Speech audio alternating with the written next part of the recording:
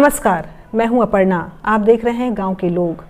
आमने सामने में आज हमारे सामने मौजूद हैं अब्दुल समद अंसारी, जो 2007 से 2012 तक शहर उत्तरी वाराणसी से विधायक रहे हैं और समाजवादी पार्टी से जुड़े रहे हैं, या कहें समाजवादी पार्टी के नेता हैं। आज हमारे साथ वो मौजूद हैं। आइए उनसे बातचीत करेंगे। वाराणसी के विकास किस तरीके से हुआ, चुनावी मुद्दा और इनकी राजनीतिक रणनीति क्या है। कार्यक्रम में आपका बहुत बहुत स्वागत है। जी धन्यवाद।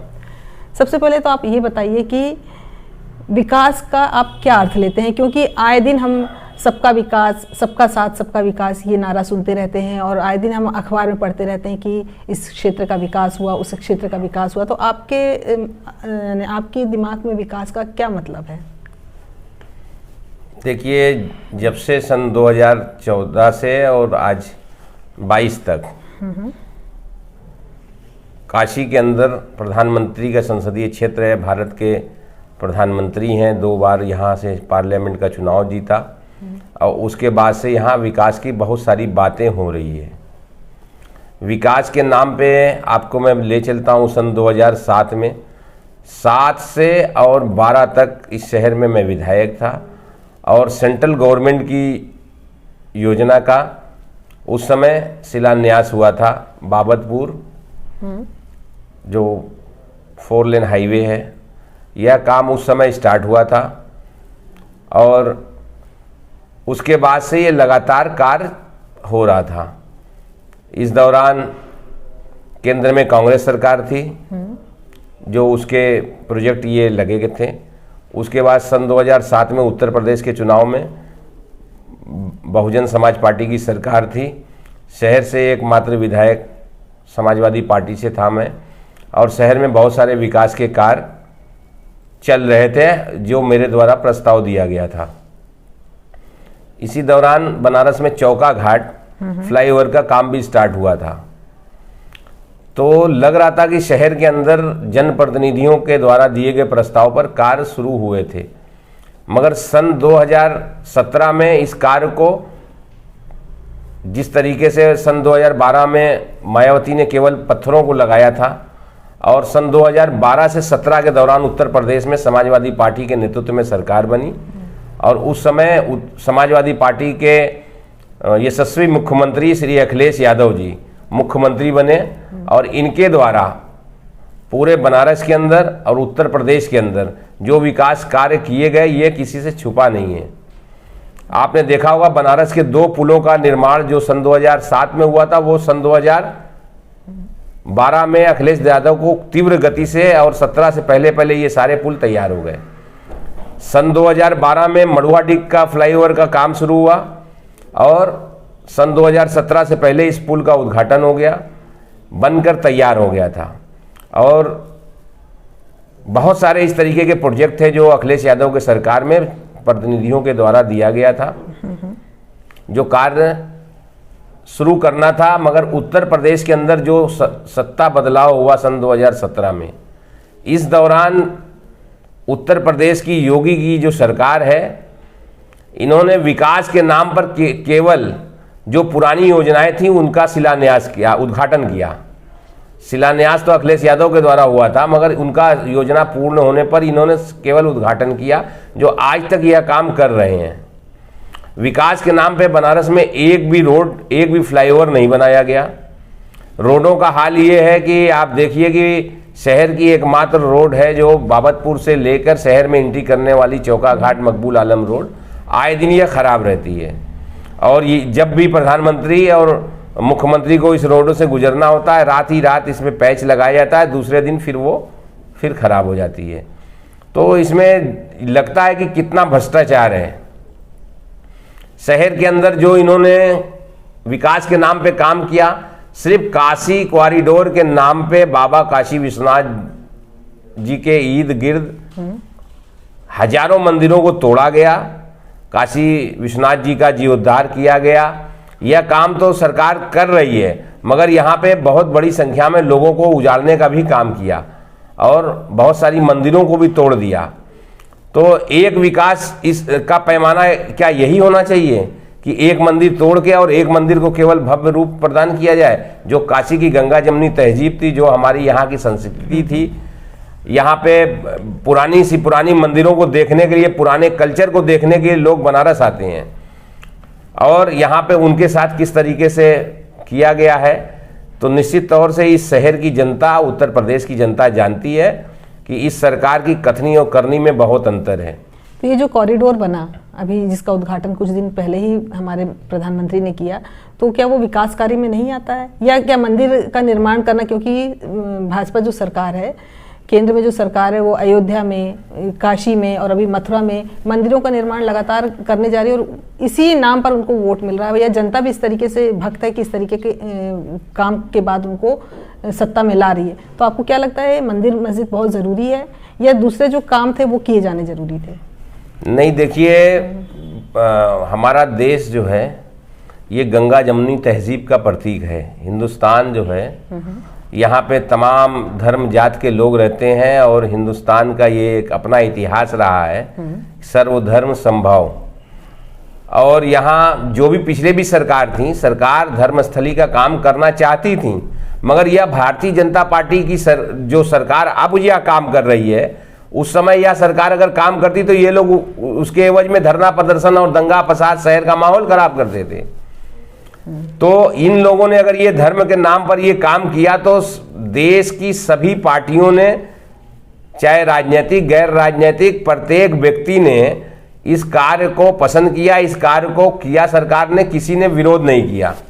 और इस काम को करने के लिए दूसरी सरकार, अखिलेश यादव जी की सरकार में, अखिलेश यादव जी ने काशी विश्वनाथ जी के अधिग्रहण के समय ही काफी पैसा धन आवंटन किया था। चूंकि 17 में सरकार बदल गई, तो इस सरकार ने उस काम को आगे ही बढ़ाया है। तो हम इस काम का स्वागत करते हैं कि काशी के जो है विश्वनाथ जी के इर्द गिर्द जो कार्य किया वो ठीक है, मगर इसमें और अच्छा काम हो जाता यदि पुरानी मंदिरों को तोड़ा नहीं जाता, उनका भी जीर्णोद्धार करना चाहिए था। पर ये लोग एक प्राइवेट कंपनी के लिए काम करते हैं, और ये कॉरिडोर उन्हीं को समर्पित करेंगे। जैसा कि आप जानते हैं, पूरे देश के अंदर, प्रदेश के अंदर सभी सरकारी संस्थाओं को किस तरीके से बेचा जा रहा है, प्राइवेटाइजेशन किया जा रहा है। इवन कि बैंक के कर्मचारी लगातार पिछले दिनों आंदोलित हैं, विरोध कर रहे हैं प्राइवेटाइजेशन का, मगर यह सरकार किसी की सुन नहीं रही है। सरकार ने पिछले दिनों किसानों के साथ क्या किया? किसानों के साथ 700 किसान मर गए, 1 साल से ज़्यादा उन्होंने प्रदर्शन किया, और सरकार ने जल्दबाजी में कानून लाया और जल्दबाजी में वापस भी ले लिया। अच्छा, आपकी तो सरकार विपक्ष में है, तो जब इस तरीके के मुद्दे उठते तो आपका जो विपक्ष है वो कितनी आवाज़ उठाता, वो कितना सड़क पर आता? किसानों के मुद्दे पर हो जाए, या कॉरिडोर के मुद्दे पे हो जाए, या रोजगार के मुद्दे पे हो जाए, या स्वास्थ्य के मुद्दे पे हो जाए, तो आपकी जो विपक्ष है वो कितना सड़क पर आता है, कितनी आवाज़ उठाता है, ये भी मायने रखता है, क्योंकि आप विपक्ष में आप ये काम कर सकते हैं। तो इस पर आपका क्या कहना है? देखिए, समाजवादी पार्टी हमेशा से जनहित के मुद्दों पर संघर्ष करती रही है।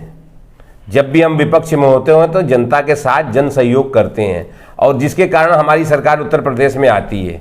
और उत्तर प्रदेश की जनता यह जानती है कि गरीबों का, मजलूमों का, छात्रों का, नौजवानों का, बुनकरों का यदि कोई सच्चा रखवाला है तो वो श्री अखिलेश यादव हैं, जिसके कारण आज पूरे देश और प्रदेश के अंदर लोग निगाह लगाए हुए हैं किस तरीके से हमारी उत्तर प्रदेश के अंदर अखिलेश यादव की सभा चल रही है, कैसी लोग, जनता अपने से आप भीड़ आ रही है। दूसरी तरफ यहाँ प्रधानमंत्री की रैली हो रही है, गृह मंत्री की रैली हो रही है, मुख्यमंत्री की रैली हो रही है। जनता इन रैलियों में क्या क्या बोल रही है आप जरा सुनिए।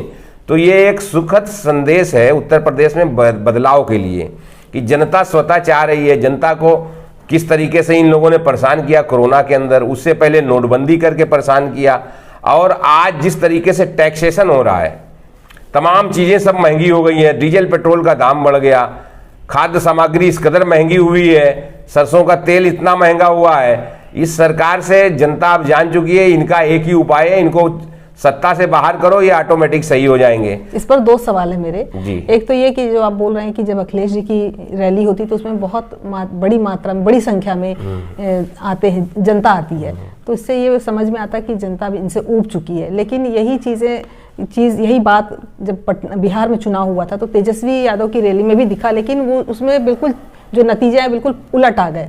और एक प्रश्न और कि आप जो महंगाई का मुद्दा बोल रहे थे, क्या जब आपकी पार्टी सत्ता में आएगी तो क्या इन पर कोई ध्यान देगी या इस पर कुछ काम करेगी, ये दो प्रश्न है मेरे। देखिए, हमारी पार्टी और हमारे राष्ट्रीय अध्यक्ष स्पष्ट कहते हैं कि उत्तर प्रदेश में जनता अगर बदलाव लाएगी तो जनता के जनहित के काम किए जाएंगे, जनता के डिमांड पे, जनता के सुझाव पर, जनता की मांग पर जनहित के कार्य किए जाएंगे। चाहे महंगाई हो, डीजल पेट्रोल महंगा है, उत्तर प्रदेश सरकार अपना टैक्स कम करे, जनता को राहत दे।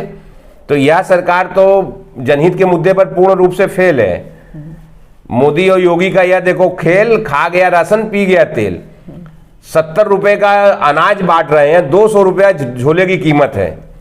अखिलेश यादव ने 18-18 हजार के लैपटॉप छात्र नौजवानों को दिया, उस पे फोटो लगाए थे, तब लोग ये ऐतराज कर रहे थे। 200 रुपए के झोले पे पूरे भारतीय जनता पार्टी का रंग पेंट और प्रधानमंत्री मुख्यमंत्री का फोटो लगा है। किसी को कोई ऐतराज करने का अधिकार नहीं है। 1 किलो का पैकेट 750 ग्राम 800 ग्राम मिल रहा है, उसमें भी घटतौली।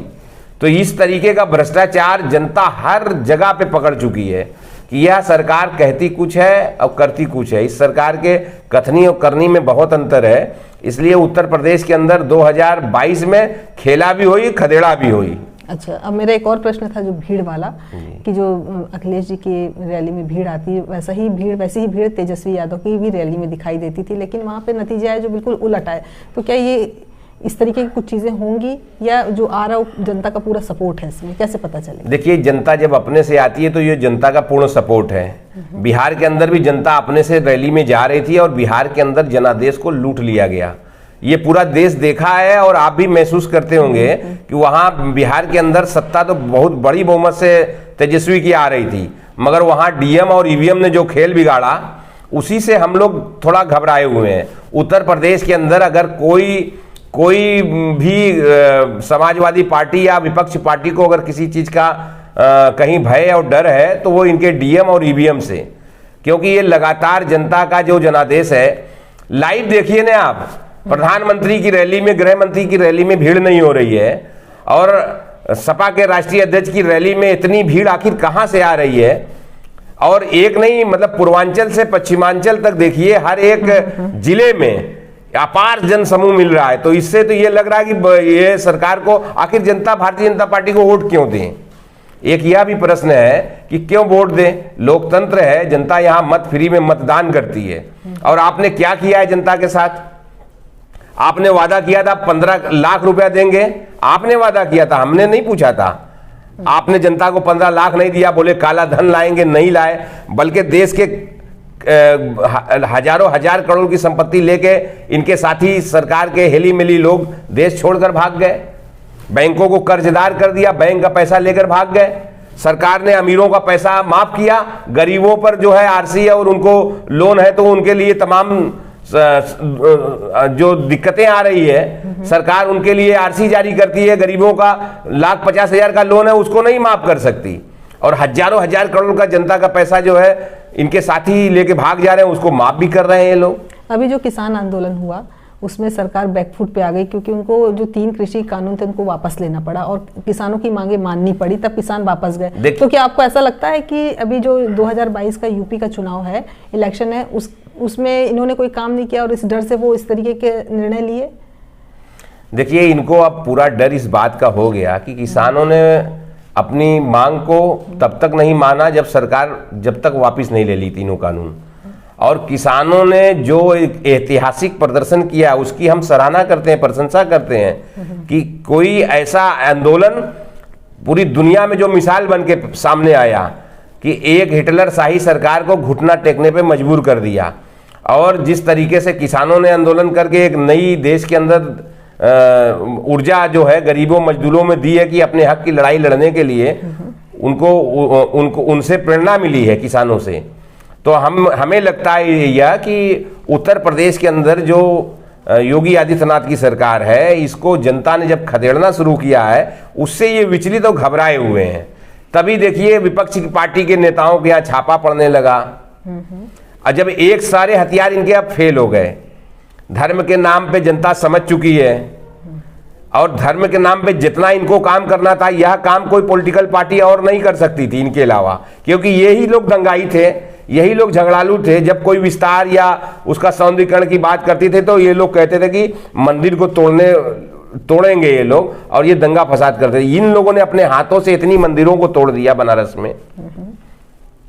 ये जनता अब धोखे में आने वाली नहीं है। जनता ने ये जान लिया है कि जब ये बाई इलेक्शन हुआ पूरे देश के अंदर, जैसे ही इनको जनता ने हराया है तो वैसे ही 10 रुपये 5 रुपये डीजल पेट्रोल के दाम कम कर दिए।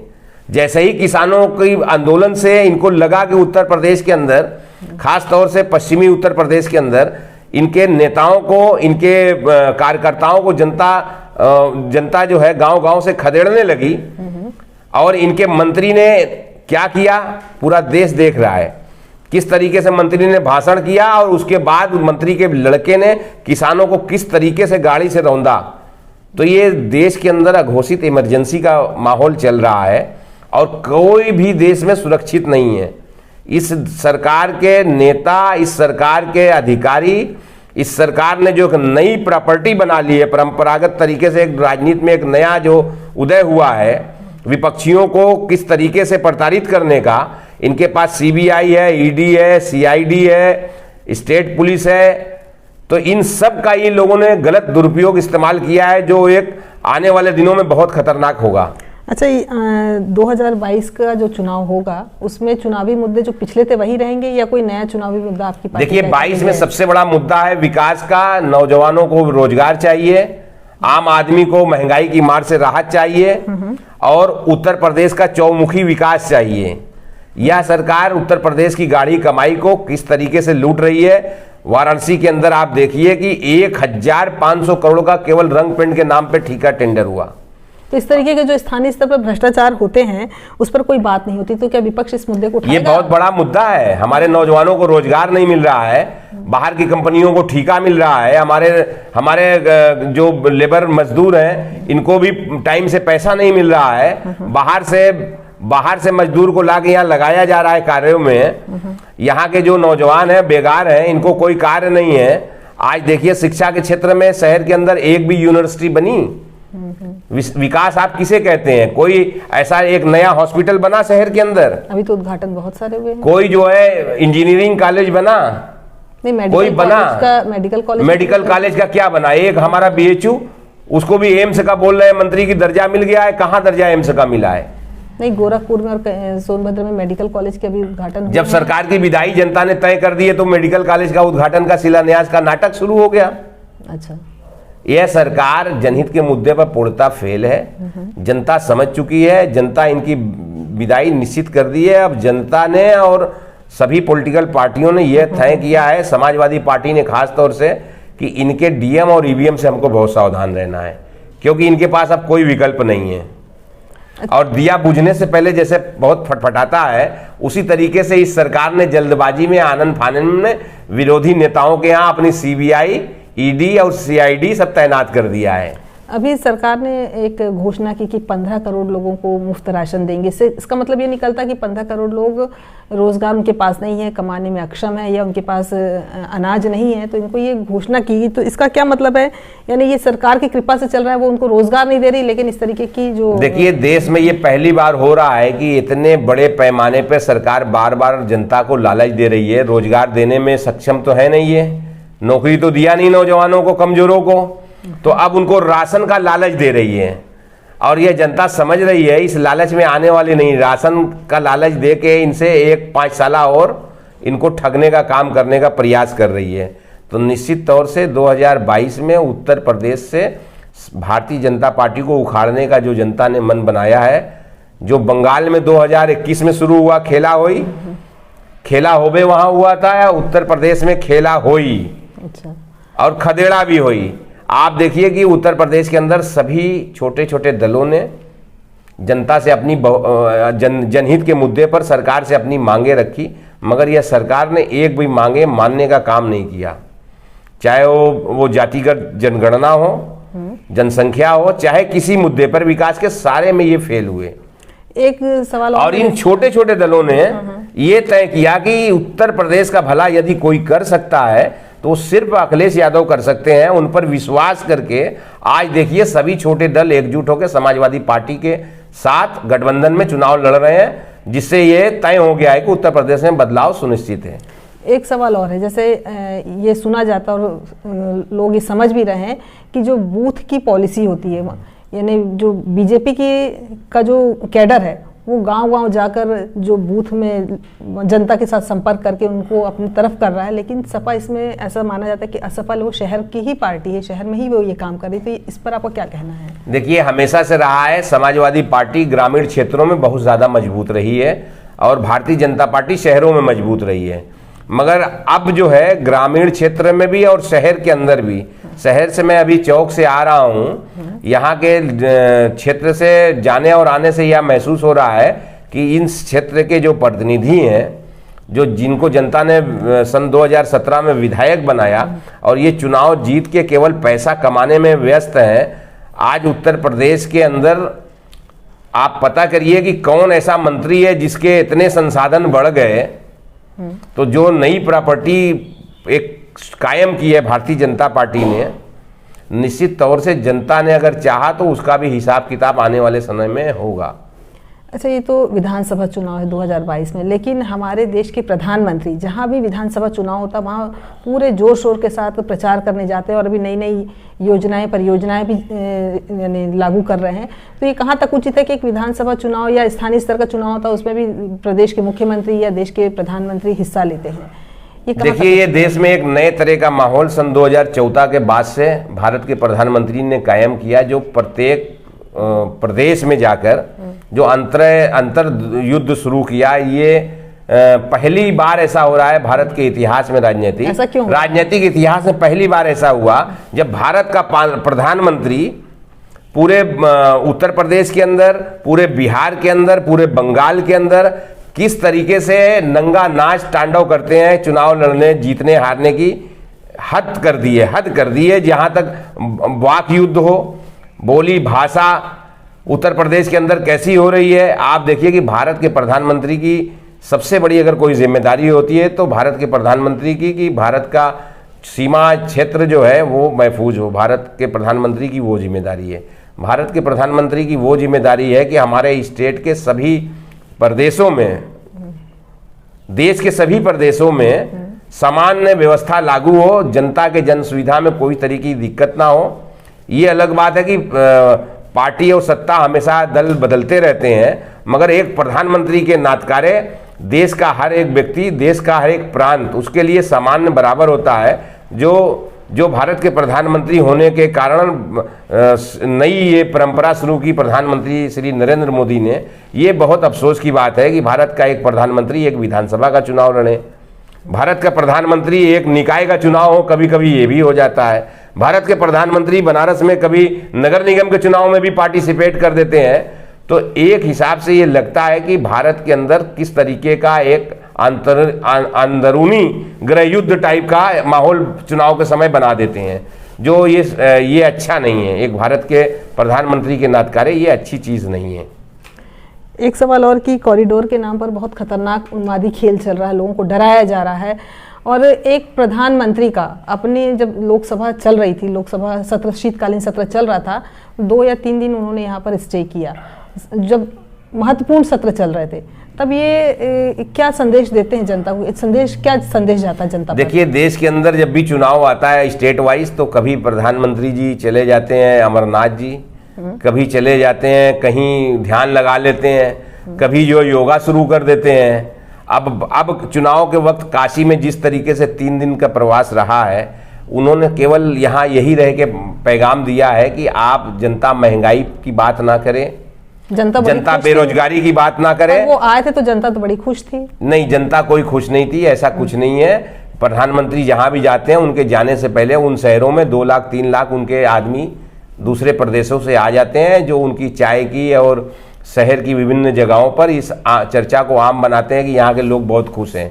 यहाँ के लोग एक्चुअल में, हकीकत में आप पता करिएगा तो कोई खुश नहीं है। ना कोई अच्छी गलियाँ हैं, ना कोई अच्छी सड़कें हैं, ना शहर के अंदर इस कदर जाम की समस्या है कि एक क्षेत्र से दूसरे क्षेत्र जाने में आपको 10 मिनट का, 15 मिनट का समय 1-2 घंटा, 3-3 घंटा बिताना पड़ता है। तो इसलिए सब जनता यहाँ की समझ रही है, ऐसी कोई बात नहीं है। भारत के प्रधानमंत्री होने के नाते उनको जो है पूरे प्रदेश की जनता को एक समान देखना चाहिए। यहाँ पर जो उन्होंने जो धार्मिक उन्माद बढ़ाने की, फैलाने की जो उन्होंने कोशिश की है 3 दिन के प्रवास के दौरान, ये कतई उचित नहीं है। भारत के प्रधानमंत्री के हिसाब से ये भारत जो है चौमुखी विकास वाला देश है, सर्वधर्म संभाव वाला देश है, यहाँ गंगा जमुनी तहजीब है, सबके लिए काम करना चाहिए। इन्होंने जिस तरीके से, आप देखिए, आप काशी विश्वनाथ जी को देख लीजिए और वहीं पे स्थित ज्ञान वापी को देख लीजिए। अच्छा, एक सवाल और है कि अखिलेश यादव ने भी अभी परशुराम मंदिर बनाने का यानी घोषणा की है और बन भी रहा है, तो राजनीति को धर्म से जोड़कर क्यों शामिल कर, राजनीति में धर्म क्यों शामिल किया जाता है, जबकि धर्म तो अपना व्यक्तिगत मामला होता है, आस्था का मामला तो वो व्यक्तिगत मामला। लेकिन हम देख रहे हैं कि दिनों दिन राजनीति में धर्म हावी होता जा रहा है, चाहे वो बीजेपी की पार्टी हो, चाहे अखिलेश जी की पार्टी हो या मायावती जी की पार्टी हो, सभी लोगों ने धर्म को आगे रखा है राजनीति के। नहीं, किसी पार्टियों ने आज तक ऐसा नहीं किया था। भारतीय जनता पार्टी और इस उत्तर प्रदेश और देश के अंदर जो घोषणा हुई है वो भी तो इसी की तहत देखिए, धर्म की बात जहां तक है, हर एक आदमी सबसे पहले भारत का नागरिक है और हर एक आदमी की सबसे पहले जो जिम्मेदारी है, भारत के हर एक आदमी एक दूसरे आदमी का सम्मान करे। उसके बाद हर एक आदमी का अपना धर्म भी है, तो उसको अगर उसको मौका मिलता है, उसके पास वक्त है, तो अपने धर्म का भी वो अच्छा सा अनुपालन करे, अपने धर्म का अच्छा सा प्रचार वो भी करे, उसका भी अधिकार है। इसमें किसी को बुरा लगने की कोई ज़रूरत नहीं है। धर्म है भाई, हमारे पहले हमारी भारतीयता है, उसके बाद हमारा धर्म है। तो हम अपने भारत को पहले सुरक्षित रखें। जब हमारे भारत की सीमाएं सुरक्षित होंगी, आज चाइना ने हमारे भारत में किस तरीके से अतिक्रमण कर रखा है। लेकिन धर्म के नाम पर भी व्यक्ति कहाँ सुरक्षित है। अभी देखिए पंजाब में जो हुआ, 2 लोगों की मॉब लिंचिंग हुई, और आए दिन हम हिंदू मुस्लिम वालों का मुद्दा भी देखते रहते हैं धर्म के नाम पर, तो कहाँ सुरक्षित है, जबकि ये व्यक्तिगत मामला होना चाहिए, राजनीति इसमें नहीं आनी चाहिए। देखिए, ये मामले को बढ़ावा देने वाले यही लोग हैं, इन्हीं के इशारे पर तमाम देश में मॉब लिंचिंग भई है। तो इनसे अब ज़्यादा बात करना तो उचित नहीं है। शीशे की अदालत है और पत्थर की गवाही है। शीशे की अदालत है और पत्थर की गवाही है। कातिल ही लुटेरा है और कातिल ही सिपाही है। तो ये आम जनता कहाँ जाए। मॉब लिंचिंग आए दिन हो रही है, प्रधानमंत्री कहते कुछ है, काम कुछ हो जा रहा है। तो आपकी जो पार्टी, उन्होंने इसके विरुद्ध कोई बयान या कोई ऐसा वक्तव्य जारी किया जो आए दिन होता रहता है धर्म के नाम पर, हिंदू मुस्लिम के नाम पर, अभी पंजाब में जो हुआ और ईसाइयों को जो हमला होता रहता है, तो इस पर आपकी पार्टी का क्या स्टैंड रहता है? देखिए, हमारी पार्टी इस तरीके की घटना का हमेशा से विरोध करती है और समाजवादी पार्टी हमेशा से सर्वधर्म समभाव का आदर सम्मान करती है और सभी धर्मों मजहबों को जो है एक समान देखती है। पहले हमारे भारतीय लोग हैं, हम सब मानवता को पहले बचाएं, एक दूसरे का आदर सम्मान करें, उसके बाद जो है अपने अपने धर्म को अपने अपने धर्म के शास्त्र के हिसाब से उसका अनुपालन करें। कोई धर्म किसी के धर्म को खराब नहीं कहता और कोई धर्म कोई गलत काम को बढ़ावा नहीं देता। और आज जो धर्म के नाम पर जो ये षड्यंत्र रचा जा रहा है, ये अधर्मी लोग हैं, इनका कोई धर्म नहीं है। आप जातिगत एक सवाल है, आप मुसलमान हैं और भाजपा ने जिस तरीके का धार्मिक उन्माद फैलाया है, खासकर हिंदू मुसलमान को लेकर, उसके आपको उससे डर लगता है या किस तरीके की चीज़ें, क्योंकि मुसलमान बहुत भयभीत हैं, उस पर क्या कहना आपका? नहीं, देखिए, भारतीय जनता पार्टी की साजिश से तो सारा देश वाकिफ़ है, तो एक मुसलमान होने के नाते हम भी इससे वाकिफ़ हैं। वो अपना षड्यंत्र रखते हैं, मगर हम लोग अपनी सेकुलर और अच्छी सोच के तहत अपना काम करते हैं। पर सब भारतीय जनता पार्टी जो चाहती है, सब उसके मन का कभी ना हुआ है ना होगा, क्योंकि इस पूरे ब्रह्मांड का एकमात्र एक कोई है मालिक जो सबकी रक्षा कर रहा है। अगर इनके मन का काम होता तो आज तो मुसलमान खत्म ही हो जाते। तो भाई सोचते कुछ है पर वो होता नहीं है। तो टॉर्चर तो हो रहे हैं लगातार। नहीं, टॉर्चर करना, ये टीवी और अखबार के माध्यम से लोगों में जो दुष्प्रचार ये फैला रहे हैं, जनता के गाढ़ी कमाई का पैसा जो है, कई जगह मॉब लिंचिंग भी हुई है, ये टीवी के माध्यम से नहीं, मॉब लिंचिंग जो हुई है, जो मॉब लिंचिंग के बाद जिस तरीके का व्यवहार रहा है भारतीय जनता पार्टी के नेताओं का, लिंचिंग करने वालों के साथ मंत्रियों ने किस तरीके से उनका उत्साह वर्जन किया है, उनको माला पहनाया है, तो ये भी देश देख रहा है कि उत्तर प्रदेश में कोई आदमी सुरक्षित है नहीं। आप देखिए गोरखपुर में कैसी घटना हुई और इस तरह की घटना लगातार हो रही है। व्यापारियों की हत्या हो रही है, इनकी पुलिस हत्या कर रही है। पुलिस प्रशासन का तो जनता में कोई डर भय नाम की कोई चीज ही नहीं है, इतना मतलब कोई न्याय है ही नहीं। थानों में जो है लड़के की फांसी लगा के हत्या हो गई, वो भी टोटी से। तो इस तरीके से उत्तर प्रदेश के अंदर जो भारतीय जनता पार्टी के नेतृत्व में जो सरकार है, इस सरकार ने जो है पुलिस को खुली छूट दे रखी है। कमजोरों मजलूमों को जिस तरीके से पुलिस मार रही है, पुलिस की क्या यही जिम्मेदारी है कि थाने में पकड़ के ले जाओ, उसको जान से मार दो? और पूरे उत्तर प्रदेश में कई एक घटना हो चुकी। तो अभी जनता के पास समय है और यही अच्छा वक्त है उत्तर प्रदेश का जो है। अच्छा, आप जिस 2022 में जो ये चुनाव हो रहा है, आज इसी के इनाम मिलना है, इसी का इनाम मिलना है। उत्तर प्रदेश में किस तरीके से इन्होंने काम किया है, विकास कार्य के लिए मुद्दे तैयार किए हैं या क्या काम कर रहे हैं आप अपने क्षेत्र में? देखिए, हमारे क्षेत्र में सबसे बड़ी समस्या है आज जाम की, सीवर की, सड़क की, बिजली की और आम नागरिक की सुरक्षा की, आम लोगों के मान और सम्मान की। इन्हीं मुद्दों पर बनारस में सन 2022 में हम चुनाव लड़ेंगे और इस जनता से हम उम्मीद और अपील करना चाहते हैं कि इस तरीके के व्यवहार को जो भारतीय जनता पार्टी ने बनाया है, इसको इस आगामी चुनाव में अपने सहयोग से बहुत सोच समझकर फैसला करें कि हमारे मान सम्मान, हमारे सुख दुख का कौन साथी है। ऐसे प्रतिनिधि को चुनना चाहिए। आप हमारे कार्यक्रम में आए, इसका बहुत बहुत धन्यवाद। धन्यवाद। उम्मीद है आपको ये बातचीत अच्छी लगी होगी। हमारा कार्यक्रम आपको कैसा लगता है, इस राय से हमें अवगत कराइए। साथ ही हमारे चैनल को सब्सक्राइब करना ना भूलें। धन्यवाद।